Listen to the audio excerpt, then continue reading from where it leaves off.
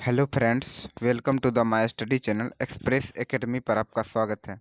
मेरे प्यारे बच्चों, आज के इस क्लास में हम सीखेंगे क्लास क्लास टेंथ यानी फिजिक्स का ऑब्जेक्टिव क्वेश्चन यानी भौतिक विज्ञान का ऑब्जेक्टिव क्वेश्चन, चैप्टर नंबर 3, जिसका नाम है विद्युत धारा। क्या नाम है? विद्युत धारा। इसी से संबंधित आज हम ऑब्जेक्टिव क्वेश्चन सीखेंगे। तो चलिए बिना देर के हुए आज की इस क्लास को हम शुरू करते हैं। पहला प्रश्न कहता है, निम्नलिखित में से कौन अर्धचालक नहीं है? तो पारा क्या है? पारा एक अर्धचालक नहीं है। पारा क्या है? एक अर्धचालक नहीं है। आगे कहता है प्रश्न नंबर 2, कहता है कि वोल्ट बट्टा एम्पियर किसको प्रदर्शित करता है? ओम को प्रदर्शित करता है। प्रश्न नंबर 3 कहता है विद्युत प्रतिरोध का मात्रक क्या होता है? ओम होता है। क्या होता है? ओम होता है। विद्युत धारा का मात्रक क्या होता है? एम्पियर होता है। विद्युत धारा का मात्रक एम्पियर। अब कहता है 1, 2 और 3 ओम के 3 प्रतिरोध को श्रेणी क्रम में जोड़ा गया तो इसका समतुल्य प्रतिरोध कितना होगा? यानी 3 2 5 1 6 ओम होगा। आगे कहता है विभवांतर का ऐसा मात्रक क्या होता है? तो विभवांतर का ऐसा मात्रक वोल्ट होता है। प्रश्न नंबर 7 कहता है विभव का मात्रक भी क्या होता है? वोल्ट होता है। 8 नंबर कहता है कि 100 वाट और 220 वाट के विद्युत बल्ब के तंतु का प्रतिरोध कितना होगा? तो इसको निकालेंगे, 484 ओम होगा। आगे कहता है टंगस्टन निम्नलिखित में से किस ताप पर पिघल जाता है? तो 3500 डिग्री सेल्सियस पर यह क्या होता है? पिघल जाता है। विद्युत शक्ति का मात्रक क्या होता है? विद्युत शक्ति का मात्रक वाट होता है। आगे कहता है प्रतिरोध का ऐसा मात्रक क्या होता है? प्रतिरोध का ऐसा मात्रक ओम होता है। 12 वोल्ट विभवांतर के दो बिंदुओं के बीच 2 कूलम आवेश ले जाने पर किया गया कार्य कितना होगा? 24 जूल होगा। प्रश्न नंबर 13 कहता है सेल के विद्युत वाहक बल का मात्रक क्या होता है? सेल के विद्युत वाहक बल का मात्रक क्या होता है? वोल्ट होता है। प्रश्न नंबर 14, एक एमीटर में स्केल पर 0 से 2 एम्पियर के बीच 20 विभाग है। इसका अल्प यानी अल्पतम मांग क्या होगा? तो 0.1 एम्पियर होगा। आगे कहता है आवेश का ऐसा मात्रक क्या होता है? तो आवेश का ऐसा मात्रक कूलम होता है। प्रश्न नंबर 16 कहता है जब किसी तार से विद्युत धारा प्रवाहित की जाती है तो गतिशील होता है। क्या होता है? गतिशील इलेक्ट्रॉन गतिशील होता है। आगे कहता है निम्नलिखित में से कौन विद्युत का सुचालक है? तो विद्युत का सुचालक कौन है? ग्रेफाइट विद्युत का सुचालक होता है। विभवांतर का ऐसा मात्रक क्या होता है? विभवांतर का ऐसा मात्रक वोल्ट होता है। आगे कहता है कि विद्युत बल्ब का तंतु किस धातु का बना होता है? तो टंगस्टन का बना होता है। किसका बना होता है? टंगस्टन का बना होता है। आगे कहता है 10 ओम तथा 20 ओम के दो प्रतिरोध को श्रेणी क्रम में जोड़ने पर इसका समतुल्य प्रतिरोध क्या होगा? तो 30 ओम हो जाएगा। किसी बल्ब से 220 वोल्ट पर 2 एम्पियर की धारा प्रवाहित होती है तो फिलामेंट का प्रतिरोध क्या हो जाएगा? 110 ओम हो जाएगा। आगे कहता है बैटरी में किस प्रकार की धारा प्राप्त होती है? तो डीसी यानी डायरेक्ट करंट होता है। आगे कहता है आमीटर को किस परिपथ में जोड़ा जाता है? आमीटर को श्रेणी क्रम में जोड़ते हैं। वोल्ट मीटर को विद्युत परिपथ में किस क्रम में जोड़ते हैं? तो वोल्ट मीटर को समांतर क्रम में जोड़ते हैं। आगे कहता है वोल्ट मीटर को मापने के लिए यानी विभवांतर को मापने के लिए किसका प्रयोग करते हैं? वोल्ट मीटर का प्रयोग करते हैं। 1 वोल्ट कहलाता है, क्या कहलाता है? जूल बट्टा कूलम 1 वोल्ट कहलाता है। किलोवाट घंटा मात्रक है किसका? विद्युत ऊर्जा का मात्रक होता है किलोवाट घंटा। विद्युत हीटर की कुंडली में किसका प्रयोग करते हैं? तो नाइक्रोम के तार का प्रयोग करते हैं। 29 कहता है कि विद्युत चुंबक बनाए जाते हैं। किसका बना होता है? नरम लोहा का विद्युत चुंबक बना होता है। विद्युत धारा उत्पन्न करने की युक्ति को क्या कहते हैं? जनित्र के नाम से जाना जाता है। 1 एचपी बराबर होता है 746 वाट होता है 1 एचपी बराबर।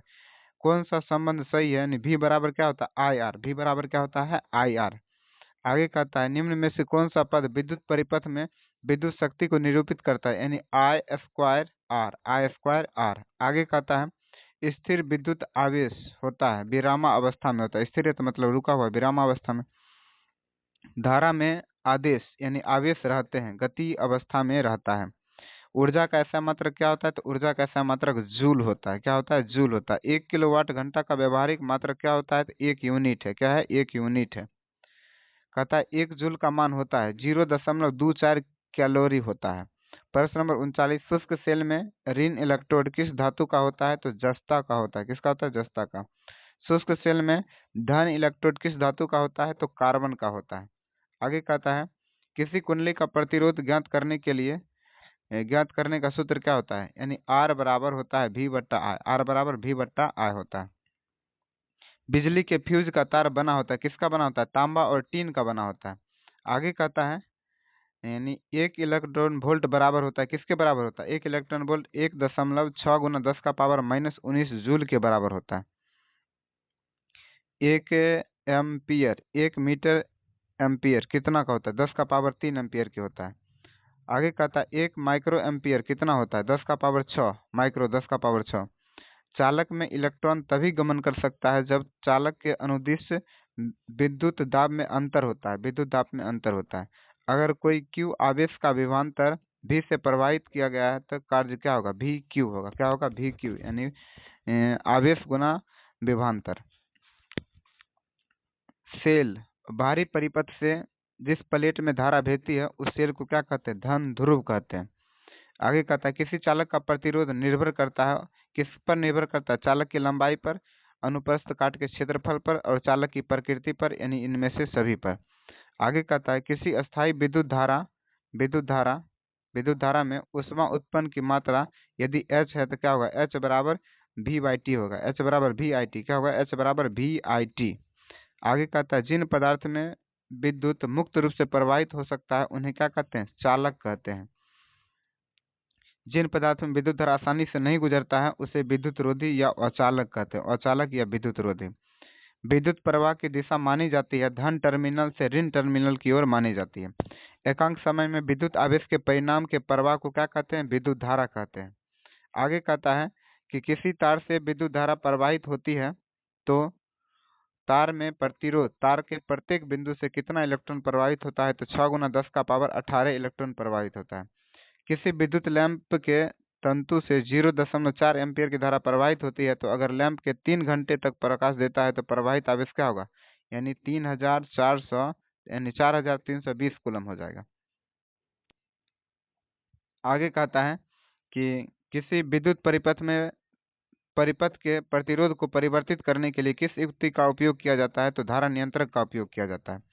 आगे कहता है कोई बल्ब 220 वोल्ट के जनित्र से संयोजित है, यदि 0.50 यानी 50 एम्पियर विद्युत धारा प्रवाहित होती है तो बल्ब की शक्ति क्या होगा, 110 वाट हो जाएगा। आगे कहता है कि किसी विद्युत बल्ब के तंतु में 0.5 एम्पियर विद्युत धारा 10 मिनट तक प्रवाहित होती है तो विद्युत परिपथ से प्रवाहित विद्युत आवेश का परिणाम क्या होगा, 300 कूलम हो जाएगा। आगे कहता है कि विद्युत प्रवाहित कर विद्युत किसी धातु की वस्तु पर अनवांछित यानी अन्य किसी वांछित धातु की परत निक्षेपित करने के प्रक्रम को क्या कहते हैं, विद्युत लेपन कहा जाता है।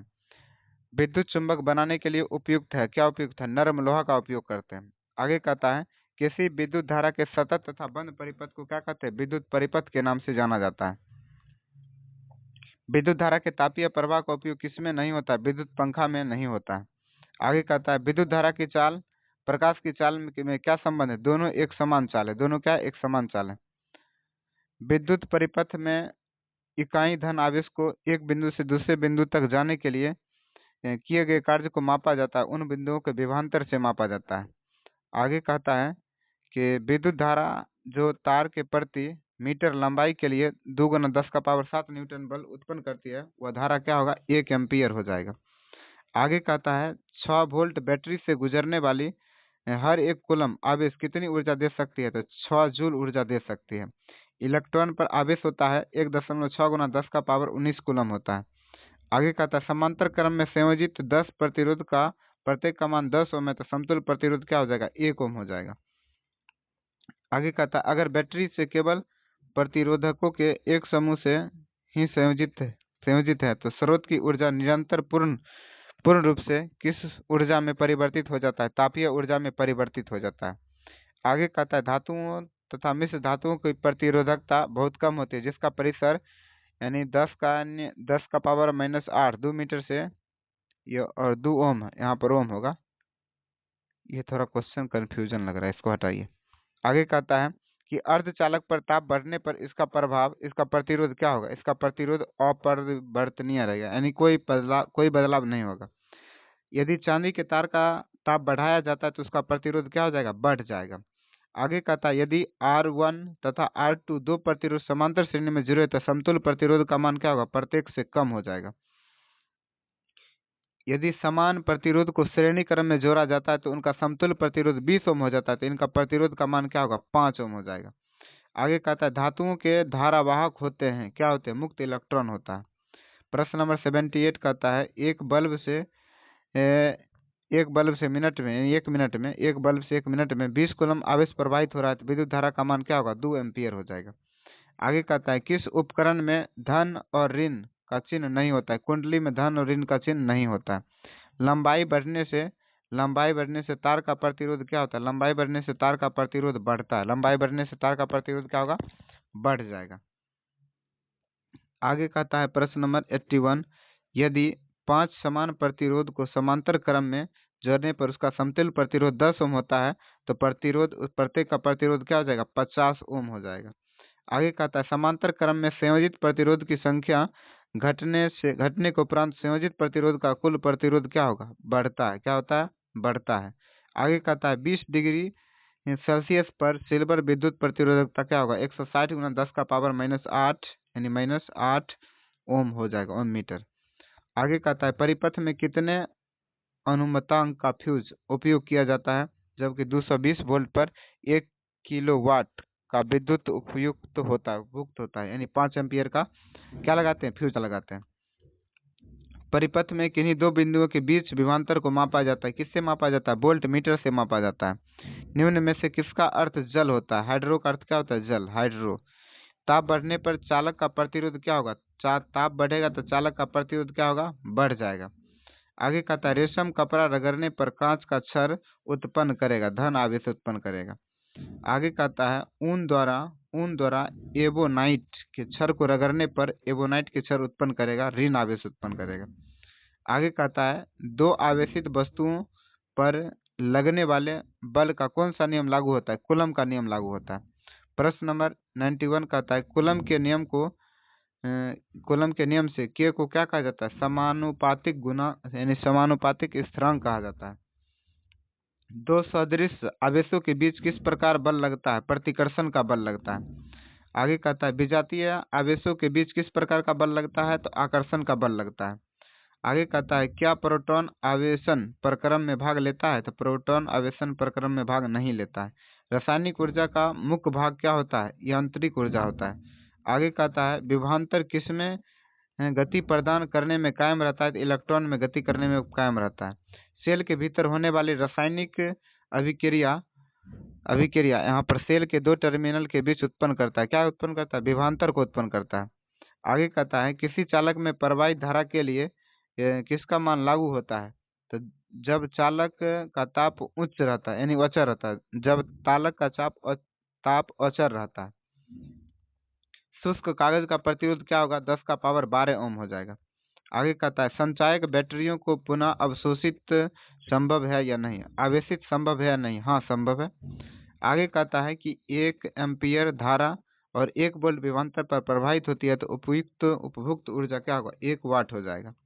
आगे कहता है 1 वाट 1 WT कितने जूल के बराबर होगा, 3600 जूल के बराबर हो जाएगा। आगे कहता है खनिज अम्लों के जलीय विलयन से विद्युत चालकता होती है, उन्हें क्या कहते हैं, विद्युत अपघट्ट कहते हैं। आगे कहता है लेड सल्फ्यूरिक अम्ल का उपयोग होता है, किसमें उपयोग किया जाता है, तो ऑटोमोबाइल में और औद्योगिक कार्यों में भी किया जाता है। आगे कहता है जो वस्तु रगड़ने पर इलेक्ट्रॉन ग्रहण करते हैं उसे ऋण आवेशित होता है। जो पदार्थ घर्षण द्वारा अपनी आवेशित यानी आसानी से आवेशित हो जाता है उसे विद्युत रोधी कहते हैं। आगे कहता है किसी स्रोत से सतत धारा उत्पन्न करने की सरल युक्ति को क्या कहते हैं, वोल्टी या सेल के नाम से जाना जाता है। आगे कहता है कि ओम के नियम से अचर राशि क्या है, ओम के नियम से अचर राशि क्या है, ताप है। आगे कहता है ओम के नियम में विद्युत धारा का विभवांतर के बीच खींचा गया आलेख क्या होता है, सरल रेखा में होगा। आगे कहता है R ओम प्रतिरोध वाले N प्रतिरोध को समांतर क्रम में जोड़ने पर इसका समतुल्य प्रतिरोध क्या होगा, N/R के बराबर हो जाएगा। हमारे घरों में जो विद्युत आपूर्ति होती है वो रहता है 220 वोल्ट पर प्रत्यावर्ती धारा रहता है। आगे कहता है कि R प्रतिरोध के एक तार को 10 भागों में काटकर इन भागों को समांतर क्रम में जोड़ दिया जाता है तो संयुक्त करेंगे तो प्रतिरोध क्या होगा? 0.01 रेसिस्टेंस यानी प्रतिरोध होगा। आगे कहता है एक तार को R प्रतिरोध के तार को N बराबर भाग में काट दिया जाता है, समांतर क्रम में जोड़ेंगे तो इसका समतुल्य प्रतिरोध क्या होगा? R/N² हो जाएगा। वही है कि 0.12 का एक प्रतिरोध 1K2 के प्रतिरोध के समांतर क्रम में जोड़ा जाता है, संयुक्त प्रतिरोध क्या होगा? 0.01 से कम होगा। आगे कहता है 115 कि दो तांबे के तार समान लंबाई के हैं, पतला तार पतला दूसरे तार के दोगुना मोटा है, दूसरे तारों का प्रतिरोध अनुपात क्या होगा? 1.4 हो जाएगा। आगे कहता है बेलनाकार पात्र में पारे के स्तंभ का प्रतिरोध R है और उसी पारे को दुगुना त्रिज्या के अन्य बेलनाकार पात्र में डाला जाता है तो अब पारे का प्रतिरोध कितना होगा? R/16 हो जाएगा। आगे कहता है 120 वोल्ट विभवांतर के दो बिंदुओं के बीच 5 माइक्रोकूलम आवेश ले जाने पर किया गया कार्य क्या हो जाएगा? 1 जूल हो जाएगा। आगे कहता है आज की क्लास में हम इतना ही जानेंगे।